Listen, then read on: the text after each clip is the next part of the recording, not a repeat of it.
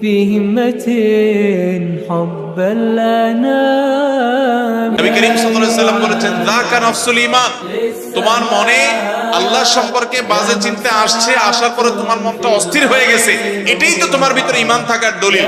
কারণ খালি ঘরে চোর আসে না, যেই ঘরে টাকা পয়সা জিনিসপত্র থাকে ওখানে চোর যায়। তোমার মনের ভিতরে শয়তান এসে তোমার ভিতরে যেহেতু ঈমান আছে এই জন্য বাজে চিন্তা ঢুকাচ্ছে, তোমার ঈমান নষ্ট করার চেষ্টা করছে। তুমি সেটা টের পেয়ে গেছো, অস্থির হচ্ছ, পেরেশান হচ্ছ, এর মানে হলো তোমার ভিতরে ঈমান আছে।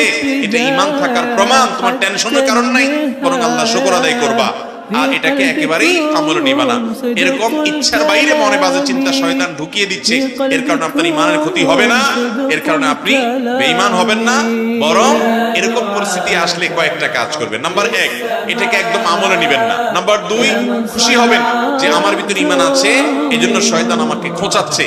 কোন অমুসলিম, কোন ভিন্ন ধর্মের অনুসারী কিংবা কোন নাস্তিক জীবনে এই কথা বলবে না যে তার মনে এরকম হঠাৎ হঠাৎ বাজে চিন্তা আসে, কারণ ওর ভিতরে তো ঈমানই নাই। শয়তান তার কাছ থেকে ঈমান ছিনিয়ে নেওয়ার চেষ্টাই করবে না।